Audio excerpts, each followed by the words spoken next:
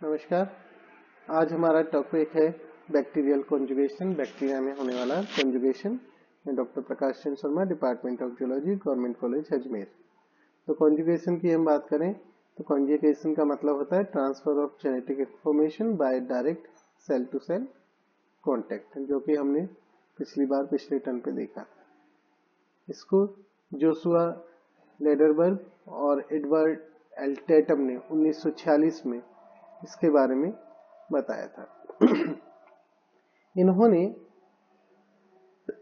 दो ऑक्सोट्रॉफ स्ट्रेन्स को एक साथ मिक्स किया, इंक्यूबेट किया न्यूट्रिएंट मीडियम में और बाद में उन्हें प्लेटेड किया ऑन मिनिमल मीडियम।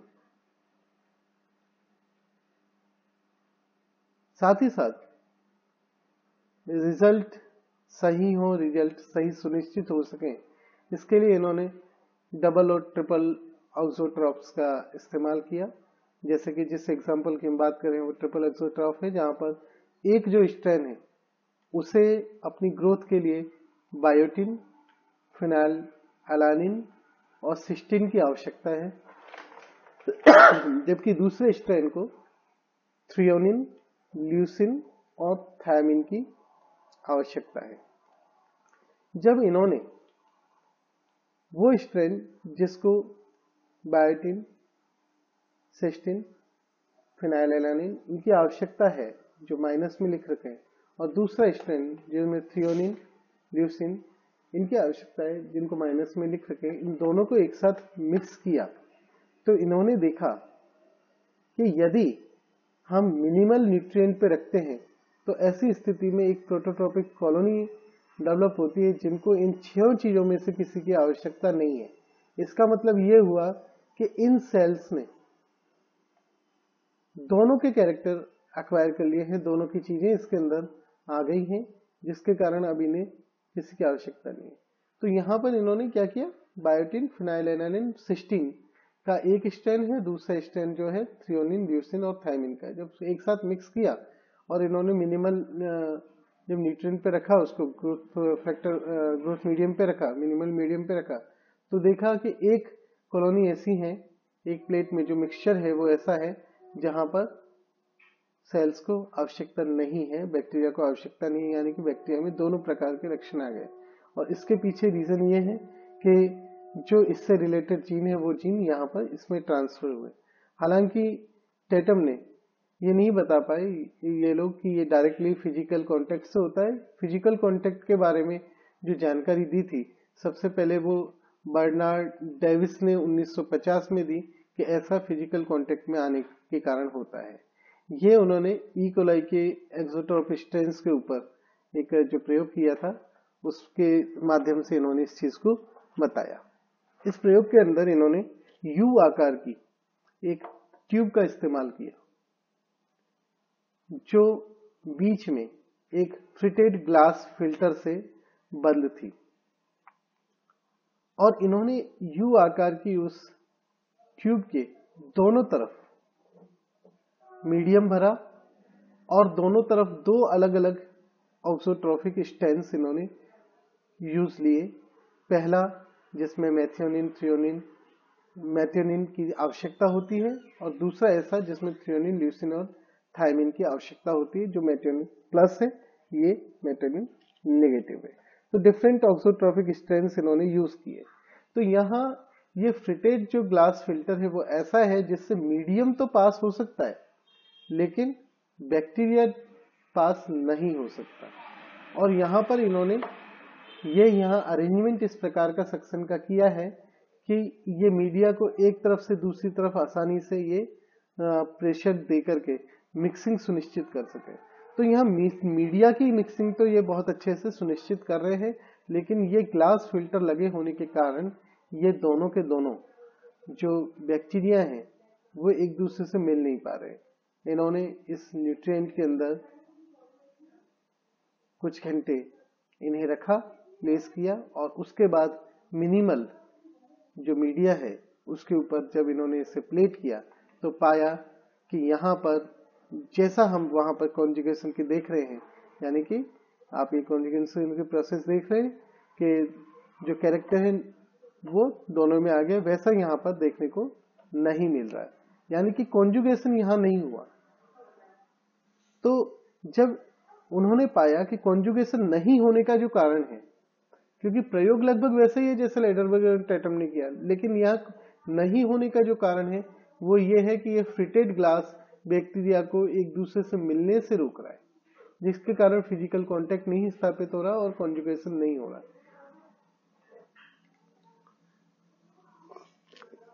तो विभिन्न प्रकार के कॉन्जुगेशन आपको बैक्टीरिया में देखने को मिल सकते हैं, जैसे आप F+F-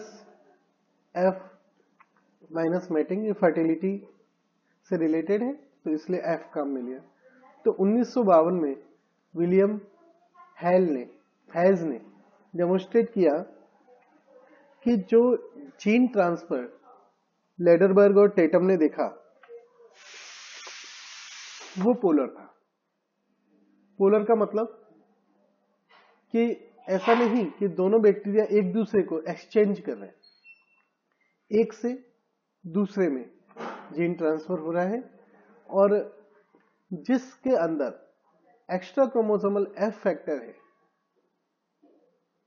वो तो F पॉजिटिव स्ट्रैंड कहला रहा है, और इस एक्स्ट्रा क्रोमोसोम F फैक्टर में क्या है,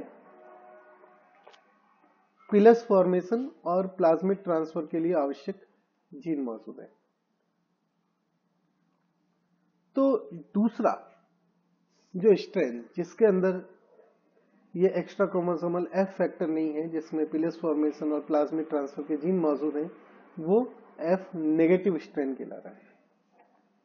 तो इन्होंने ये कहा कि ये जो जीन एक्सचेंज है, जीन ट्रांसफर है, ये पोलर होता है F पॉजिटिव स्ट्रैंड से F नेगेटिव स्ट्रैंड की तरफ।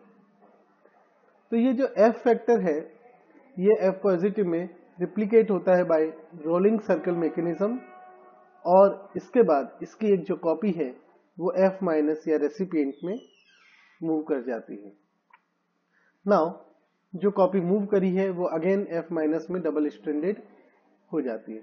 तो इस प्रकार से जो F- वाला था या F नेगेटिव था वो भी F पॉजिटिव में कन्वर्ट होता है। महत्वपूर्ण चीज याद रखिए कि जो F नेगेटिव है उसके अंदर अब वो एक्स्ट्रा क्रोमोसोमल प्लाज्मिड, याद रखिए ये प्लाज्मिड है, एक्स्ट्रा क्रोमोसोमल प्लाज्मिड आ चुका है, तो अब वो F पॉजिटिव में कन्वर्ट हो चुका है।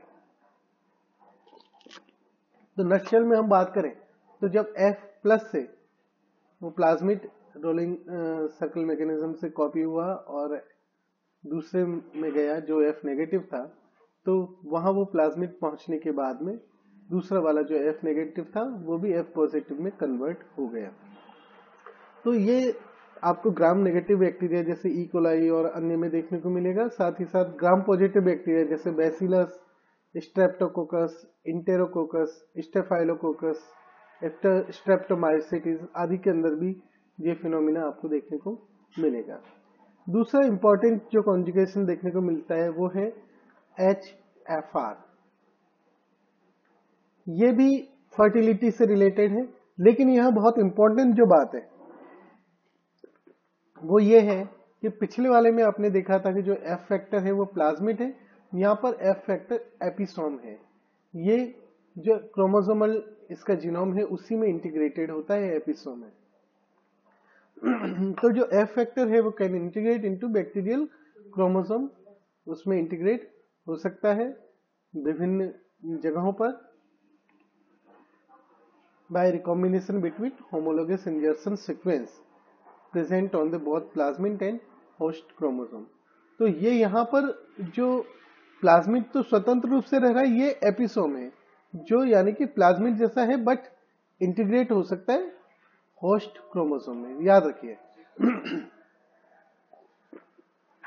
तो ये इंटीग्रेट तो हो जाता है, लेकिन अभी भी जो इसका ट्रा ऑपेरोन है, जो ट्रांसफर से रिलेटेड ऑपेरोन है इस F प्लाज्मिड का, वो स्टिल फंक्शनल होता है।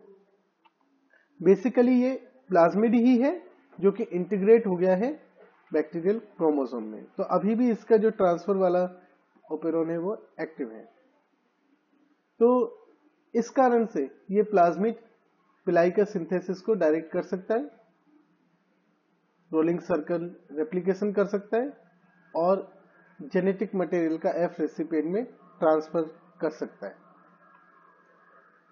यहाँ इंटीग्रेटेड होने के कारण जो डोनर है उसको हम HFR स्ट्रेन कहते हैं। FR मतलब high frequency of recombination, because it exhibits a very high efficiency of chromosomal gene transfer in comparison with F cell, जो पिछले में हमने देखी थी।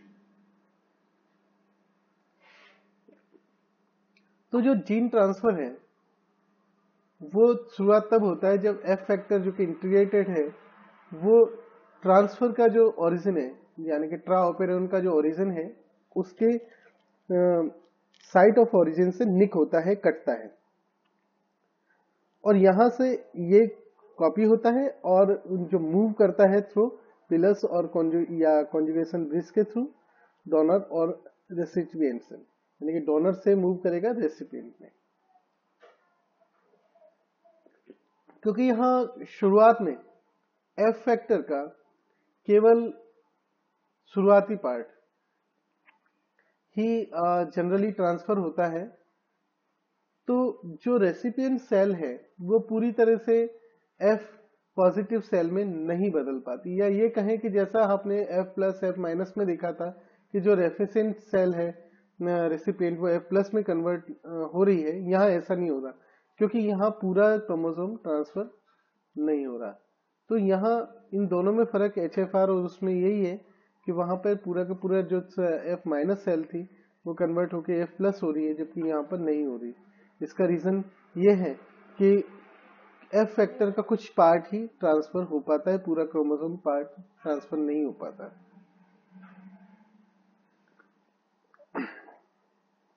तो क्योंकि ये एपिसोम है इस कारण से ये बैक्टीरियल क्रोमोसोम से वापस भी लीव कर सकता है, वापस भी छूट सकता है, क्योंकि बेसिकली इंटीग्रेटेड होता है लेकिन इंटीग्रेशन खत्म भी कर सकता है। तो कई बार क्या होता है कि जब ये वहां से टूटता है तो अपने साथ कुछ क्रोमोसोमल मटेरियल भी ले लेता है। तो ऐसी स्थिति में जब इसने अपने साथ कुछ क्रोमोसोमल मटेरियल ले लिया तो ऐसी स्थिति में उसको हम एफ डैश प्लाज्मिड कहते हैं। तो तीसरी प्रकार का जो मैकेनिज्म हम देखते हैं एफ डैश कॉन्जुगेशन दिखता है। तो यहां पर न केवल उस प्लाज्मिड से रिलेटेड जीन मौजूद है बल्कि इसके अलावा कुछ अन्य जीन भी मौजूद है जो क्रोमोसोम से रिलेटेड हो सकते हैं। तो ये जो बैक्टीरियल जीन है वो इस एफजेड प्लाज्मिड के साथ में ही आगे ट्रांसपोर्ट होते हैं। तो ऐसी स्थिति में यहां पर जो रेसिपिएंट की सेल है वो एफजेड के एफ डैश के केस में ये एक पार्शियली डिप्लॉयड मीरोजाइगोट के रूप में नजर आती है, जहां पर कुछ जीन्स का डबल सेट्स मौजूद हो सकते हैं। तो इस प्रकार इस तरीके से जो कोई स्पेसिफिक बैक्टीरियल जीन है वो बहुत तेजी से बैक्टीरियल पॉपुलेशन में स्प्रेड हो सकता है। इस प्रकार का जो जीन का ट्रांसफर होता है इसको हम सेक्स टक्सन भी कहते हैं। तो ये आपने जो बैक्टीरिया के अंदर कॉन्जुगेशन के डिफरेंट टाइप्स हैं उनके बारे में पढ़ा। धन्यवाद।